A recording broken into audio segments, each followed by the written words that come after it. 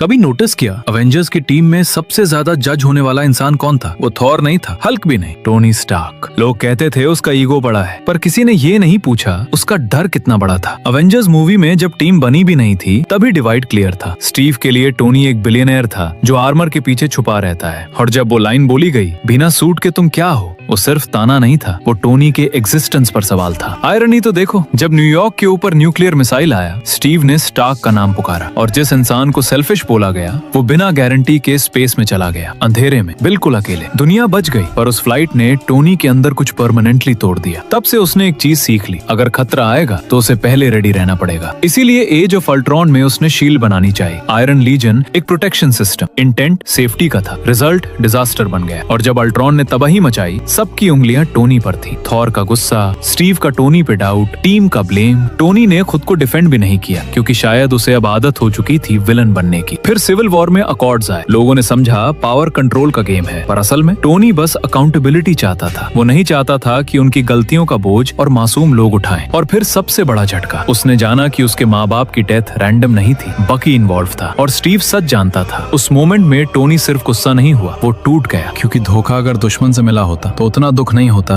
जितना अपनों से मिलने पे होता है। इन्फिनिटी वॉर में भी देखो, टाइटन पर जब आर्मर के टुकड़े टुकड़े हो रहे, टोनी थैनोस के सामने खड़ा था। वो भगा नहीं, क्योंकि हीरो बनना उसका शौक नहीं था, रिस्पॉन्सिबिलिटी लेना उसकी आदत थी। एंड गेम में जब उसने स्टीव को आर्क रिएक्टर दिया, वो सिर्फ आर्ग्यूमेंट नहीं था, वो सालों का अनकहा पेन था। और फिर फाइनल मोमेंट में वो स्नैप। इस बार कोई प्लान भी नहीं था, कोई बैकअप नहीं, सिर्फ एक इंसान जिसको हमेशा मिसअंडरस्टूड किया गया। लेकिन जब वक्त आया, उसने पूरी यूनिवर्स का बोझ अपने हाथ में ले लिया। तब जाकर लोगों को समझ आया, टोनी परफेक्ट नहीं था, वो इनसिक्योर था, वो भी घबराता था, वो परफेक्ट भी नहीं था, लेकिन जब भी दुनिया को जरूरत पड़ी, वो हमेशा फ्रंट लाइन में खड़ा था। और शायद इसीलिए अवेंजर्स को उसे समझने में सबसे ज्यादा वक्त लगा।